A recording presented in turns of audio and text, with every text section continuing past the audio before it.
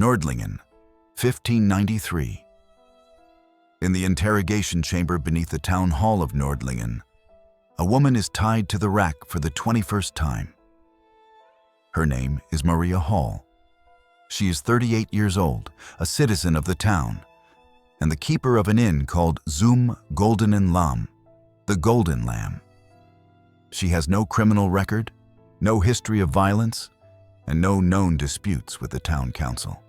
Her accusers claim she caused illness among children and animals, spoiled barrels of beer, and consorted with the devil. They allege she attended witches' sabbaths, rode through the night sky, and brought storms with her presence. The charges are typical of those brought against women across the Holy Roman Empire in the late 16th century.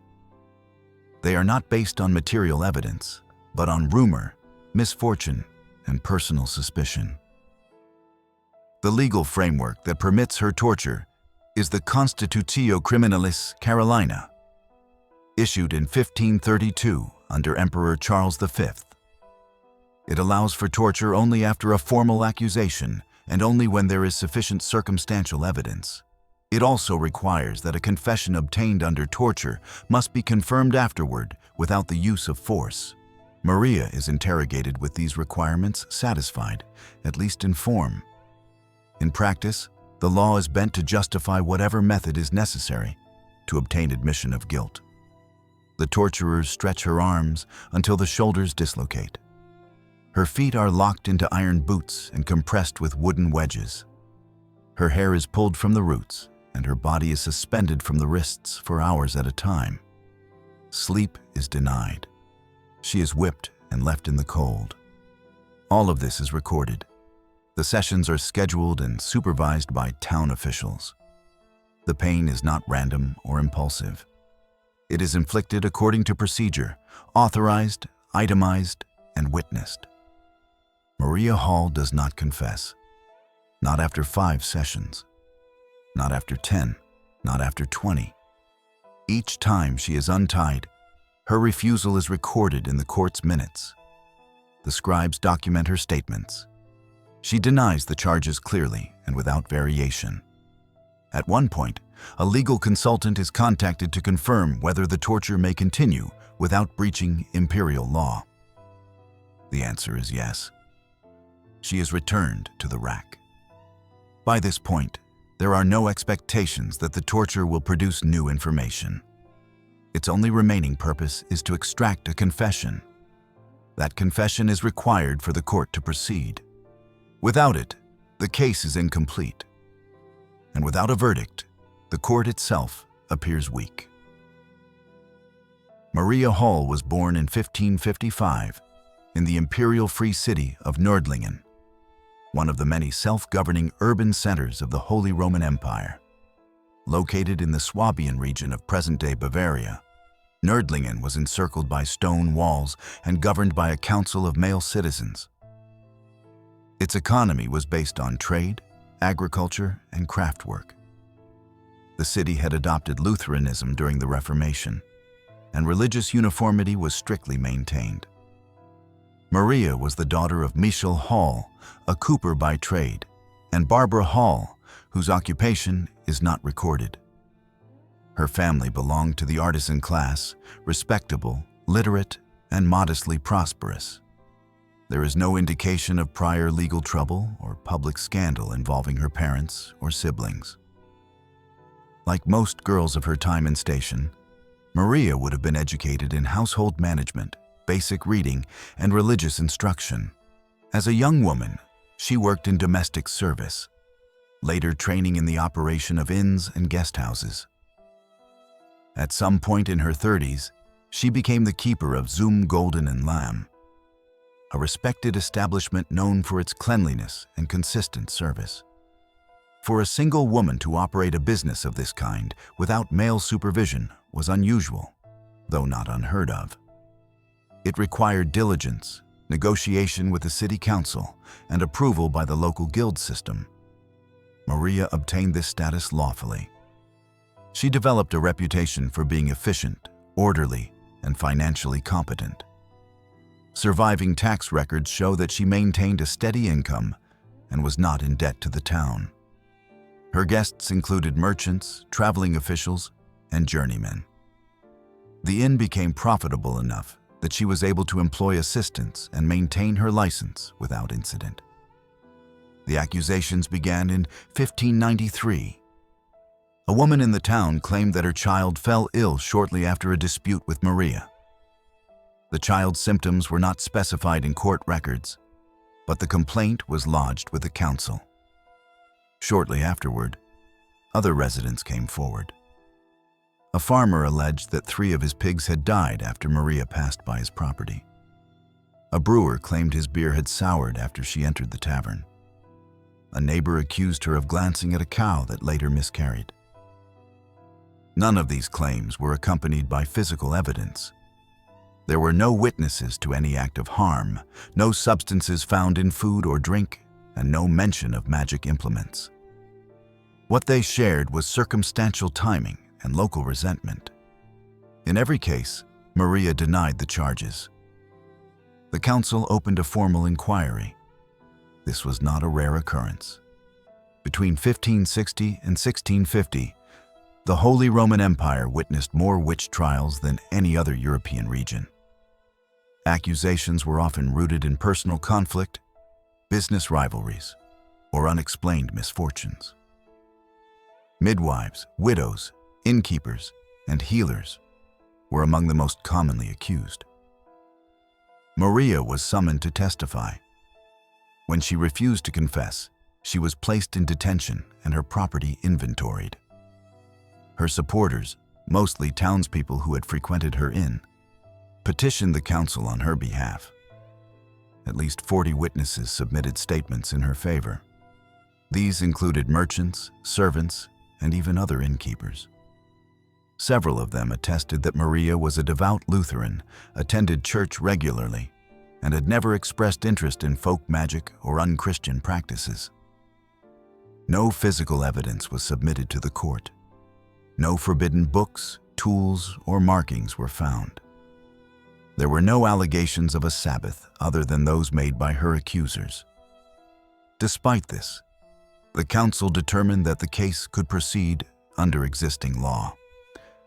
The Carolina Code allowed torture to be used when indicia, signs or symptoms of guilt, were present. In Maria's case, the testimonies of a handful of complainants were deemed sufficient. The court ruled that she could be interrogated under torture to confirm guilt. She was transferred from detention to the town hall. The sessions began. The first torture session was authorized in the summer of 1593. The method was sleep deprivation, accompanied by prolonged standing and verbal questioning. Maria Holl was kept awake for nearly 2 days. Her responses remained consistent. She denied all charges and requested witnesses to testify in her favor. The next session involved the strappado. Her hands were tied behind her back, and she was suspended by the wrists, causing dislocation of the shoulders. This method was common in German witch trials and was believed to reveal guilt through physical reaction. Maria endured the procedure without confession. Each technique was approved in advance by the town magistrates. The records indicate that she was subjected to the rack, where her limbs were stretched to the point of tearing. She was placed in the Spanish boot, a device that crushed the shins using iron clamps and wedges. She was whipped and exposed to cold temperatures while stripped of clothing. In one session, she was held by the throat while her interrogators demanded the names of other witches. She gave none. After each session, she was untied and asked again, "Do you confess?" Her answer, recorded repeatedly, was, "I am innocent." These procedures were not secret.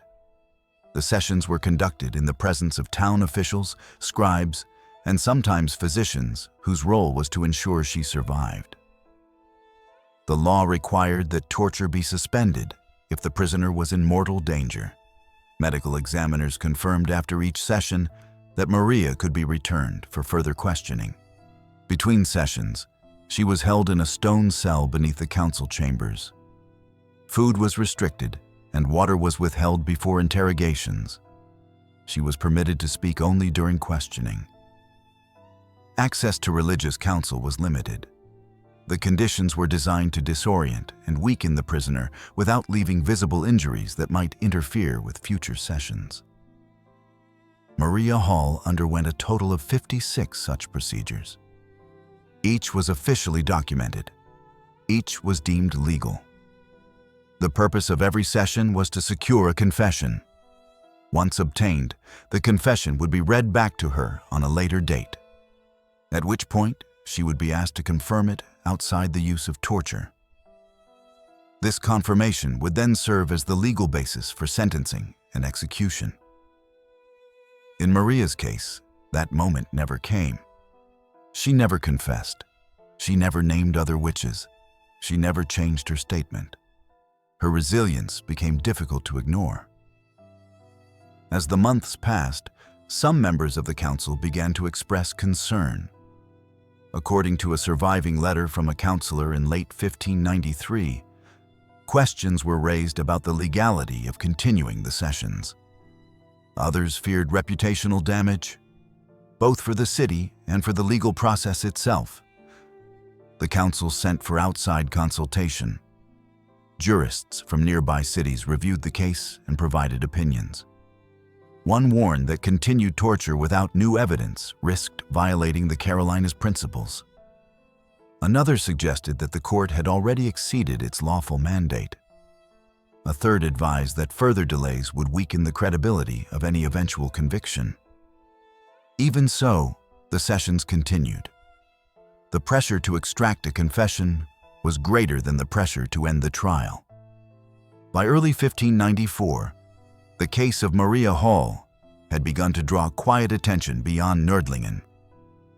While there was no formal press and few written pamphlets in the region, letters between officials in neighboring cities reference a woman in Nördlingen who would not break. Some described her as obstinate, others as suspiciously resilient. But among the legal scholars and clergy who heard of her case, a different concern emerged. Had the Nördlingen Council pushed beyond the limits of the law? Maria's case had now extended far beyond its original complaint. She had been tortured over 50 times. Her statements had not changed. The list of her accusers remained short, and their testimonies lacked corroboration. No material evidence had surfaced. Meanwhile, her defenders, citizens, clergy, and neighbors, continued to assert her innocence. The court, however, had no mechanism to close the case without a confession or a trial. The town's council was divided. Some, particularly the older magistrates, insisted that her refusal to confess proved guilt. They cited examples from other trials where witches had endured pain through demonic protection. In their view, Maria's silence was not human strength. It was evidence of the devil's involvement. Others, particularly among the city's clergy and younger legal officers, began to question the court's position. They pointed out that no other woman in Nördlingen had ever endured more than a few sessions before confessing. They argued that Maria's consistency under prolonged torture suggested either genuine innocence or miscarriage of process. Some even warned that the town's reputation could suffer if the trial continued without resolution. At the same time, the political landscape was shifting. The Holy Roman Empire, still fractured by the aftershocks of the Reformation, was becoming more scrutinous of civic trials. The Imperial Chamber Court, though far removed from local proceedings, had begun issuing reversals in cases where torture had been deemed excessive or improperly applied. These reversals did not carry criminal penalties for the towns, but they embarrassed local authorities and cast doubt on the reliability of municipal justice. Nördlingen's council was aware of this. Letters from council members at the time reflect their growing anxiety. One wrote that Maria's case had gone too long. Another warned that to extract a confession after so many failed attempts would now appear constructed, especially if presented to outside observers. Still, a third suggested that the trial had no acceptable end. Maria remained in custody. Her physical condition had worsened. She could no longer walk without assistance. Her hands shook. Her voice, according to one scribe, had grown faint. Yet her statements did not change. "I have done nothing," she said. "I have harmed no one." Even her accusers had begun to fall silent.